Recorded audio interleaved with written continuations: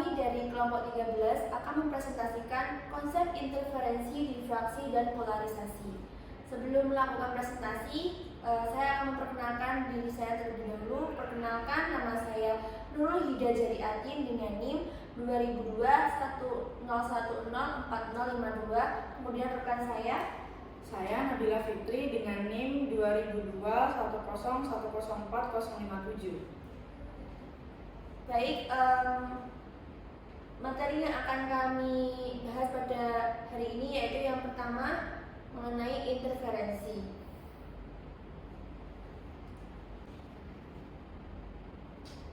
Yang pertama yaitu definisi dari interferensi. Interferensi cahaya adalah perpaduan antara dua gelombang cahaya. Agar gelombang cahaya dapat teramati lebih jelas, maka kedua gelombang cahaya tersebut harus bersifat koheren. Apabila kedua gelombang cahaya tersebut memiliki amplitudo, frekuensi yang sama, dan fase tetap. Yang kedua yaitu hasil interferensi cahaya. Ada dua hasil interferensi cahaya yang dapat diamati dengan jelas apabila kedua gelombang tersebut berinterferensi. Yang pertama, apabila kedua gelombang cahaya berinterferensi saling memperkuat atau bersifat konstruktif, maka akan menghasilkan garis terang yang teramati pada layar. Yang kedua, apabila gelombang cahaya berinterferensi saling memperlemah atau bersifat destruktif, maka akan menghasilkan garis gelap yang teramati pada layar. Materi yang kedua yaitu contoh fenomena dari interferensi. Yang pertama yaitu matahari terbit.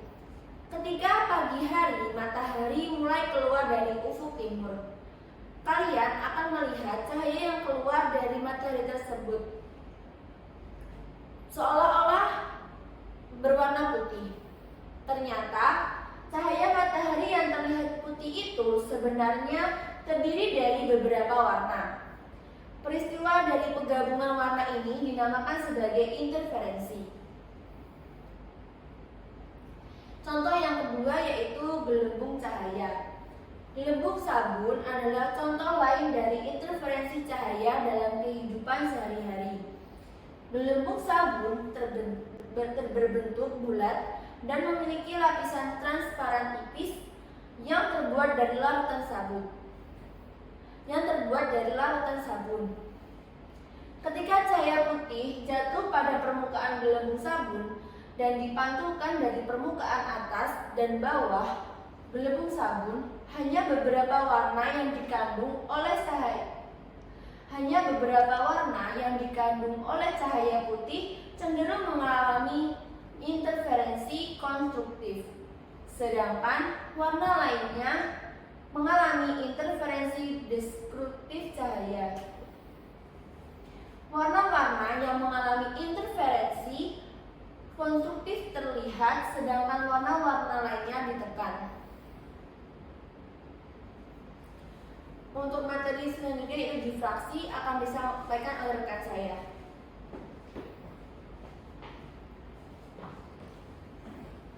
Baik, selanjutnya yaitu difraksi. Pengertian difraksi ialah peristiwa perambatan arah gelombang yang melalui suatu medium atau celah.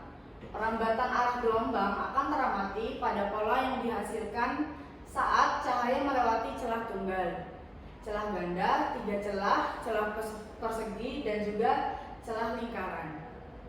Dan bentuk pola difraksi berupa pola garis gelap terang yang mengarah secara horizontal maupun vertikal yang teramati pada layar.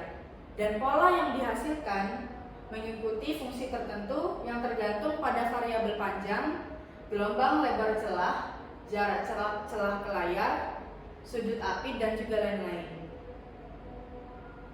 Macam-macam peristiwa difraksi. Yang pertama ada celah tunggal. Pola interferensi pada difraksi celah tunggal ini bisa terlihat adanya garis-garis gelap, sedangkan pola terangnya lebar. Terang pusat akan melebar setengah bagian lebih lebar pada kedua sisi. Yang kedua yaitu difraksi celah banyak atau kisi difraksi. Pada kisi ini biasanya tertulis data N garis per sentimeter. Dari nilai N dapat ditentukan jarak antara celah dengan hubungan sebagai berikut, yaitu D sama dengan 1/N. Jika cahaya melewati celah majmuk atau kisi, maka cahaya tersebut akan mengalami difraksi atau kelenturan. Bukti difraksi pada kisi ini bisa dilihat dari pola-pola interferensi yang terjadi pada layar yang dipasang di belakangnya. Pola interferensi yang menghasilkan memiliki syarat-syarat seperti pada celah ganda pada percobaan Young. Syarat interferensi tersebut bisa dilihat pada persamaan berikut. Yang pertama, interferensi maksimum D sin theta sama dengan M kali lambda, dan interferensi maksimum D sin theta dikurangi dalam kurung M min 1/2 tutup kurung lambda.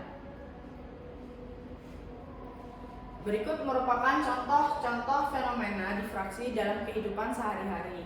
Yang pertama, penyebaran cahaya pada permukaan compact disc atau CD, di mana CD ini terdiri dari ribuan lubang yang disusun dalam bentuk track spiral.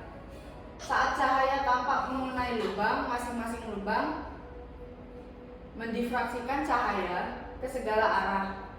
Di sini CD bertindak sebagai kisi difraksi atau difraksi perubahan arah dan intensitas gelombang setelah melewati celah atau tepian yang sempit. Dan fenomena yang pertama ini bisa kita lihat pada gambar di samping. Yang kedua, yaitu cahaya matahari yang menyebar saat menembus awan mendung. Sebenarnya, saat sinar matahari masuk ke awan, mereka terbelah dikarenakan adanya difraksi cahaya. Sinar matahari bisa melewati awan, namun bisa tersebar atau diserap oleh tetesan air atau kristal air yang membentuk awan. Difraksi biasanya terjadi pada larutan koloid, dan larutan koloid ini memiliki komposisi fase terdispersi dan medium terdispersi. Dalam kasus media terdispersi pada awan, yaitu gas atau udara, dan fase dispersi air atau cair. Dan jenis larutan koloid disebut aerosol. Selanjutnya yaitu polarisasi. Definisi dari polarisasi yaitu pengurangan intensitas dikarenakan berkurangnya komponen-komponen gelombangnya. Cahaya yang termasuk gelombang transversal yang memiliki komponen-komponen yang saling tegak lurus. Komponen-komponen inilah yang dapat hilang saat polarisasi. Polarisasi cahaya sendiri itu memiliki dapat disebabkan oleh 4 cara. Yang pertama, polarisasi karena refleksi. Pemantulan akan menghasilkan cahaya terpolarisasi jika sinar pantul dan sinar biasnya membentuk sudut 90 derajat Celcius. Arah getar sinar pantul yang terpolarisasi akan sejajar dengan bidang pantul. Oleh karena itu, sinar pantul tegak lurus dan juga dengan sinar bias, yaitu berlaku IP plus R sama dengan 90 derajat atau R sama dengan 90 derajat min IP. Dengan demikian berlaku N2 per N1 sama dengan sin IP per sin R sama dengan sin IP per sin 90 derajat min IP, yang sama dengan sin IP per cos IP sama dengan tan IP. Jadi, dari rumus tersebut diperoleh N2 per N1 sama dengan tan IP. Dari persamaan di atas merupakan bentuk matematis dari hukum Brewster. Selanjutnya yaitu polarisasi karena penyerapan atau absorpsi selektif. Bisa dilihat pada gambar di samping ini bahwa polarisasi jenis ini dapat terjadi dengan bantuan kristal polaroid. Bahan polaroid bersifat meneruskan cahaya dengan arah getar tertentu dan menyerap cahaya dengan arah getar yang lain.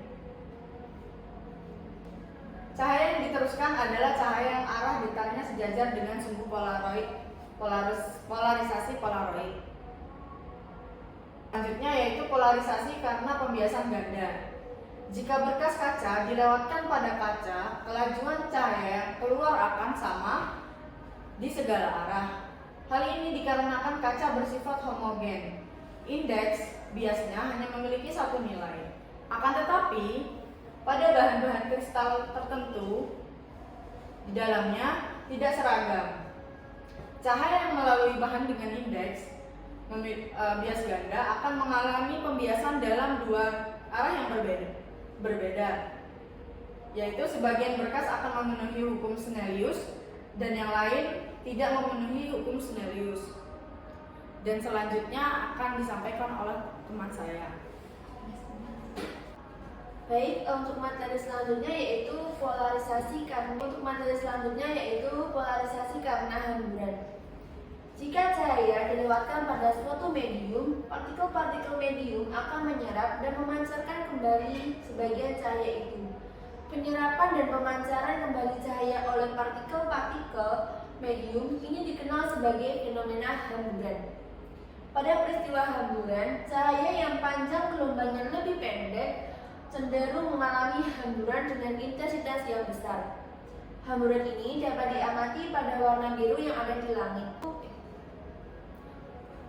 Sebelum sampai ke bumi, cahaya matahari telah melalui partikel-partikel udara di atmosfer, sehingga mengalami hamburan oleh partikel-partikel di atmosfer tersebut. Oleh karena cahaya biru memiliki panjang gelombang lebih pendek daripada cahaya merah, maka cahaya itulah yang lebih banyak dihamburkan dan warna itulah yang sampai ke mata kita. Baik, untuk materi selanjutnya yaitu contoh penerapan dari polarisasi di kehidupan sehari-hari. Yang pertama yaitu kristal cair atau liquid kristal atau LC. LC adalah sejenis molekul yang dapat mempengaruhi arah polarisasi cahaya yang dihasilkan tergantung pada orientasi molekul tersebut. Dari orientasi molekul dapat diatur dengan memberikan medan listrik. Apabila LC tidak dikenai medan listrik, maka arah orientasi cahaya berputar 90 dan ketika keluar dari LC dan masuk ke polarisator kedua, maka arah polarisasi 90 cahaya persis sama dengan arah sumbu polarisator kedua. Akibatnya, cahaya lolos di polarisator kedua. Jika LCD dikenai medan listrik, maka orientasi molekul menjadi terarah sehingga arah polarisasi cahaya tidak berpengaruh. Ketika cahaya masuk ke polarisator kedua, cahaya ditahan karena arah orientasinya tegak lurus sumbu polarisator kedua. Prinsip inilah yang digunakan pada pembuatan monitor LCD dan TV LCD. Yang kedua yaitu gelombang radio. Gelombang radio terdiri dari satu medan listrik dan satu medan magnet yang berosilasi dalam pola yang berulang. Polarisasi menggambarkan cara medan listrik dari gelombang radio berorientasi. Dalam beberapa kasus, terutama gelombang yang dihasilkan oleh sumber alami, medan bergetar dalam beberapa orientasi acak dan dikatakan tidak berpolarisasi. Tetapi, ketika gelombang dihasilkan dari atau melewati perangkat polarisasi yang disengaja seperti antena, medannya dibatasi dalam gerakan dan dikatakan berpolarisasi. Berikut merupakan daftar pustaka yang digunakan sebagai rujukan dalam proses pembuatan PPT pada presentasi kali ini.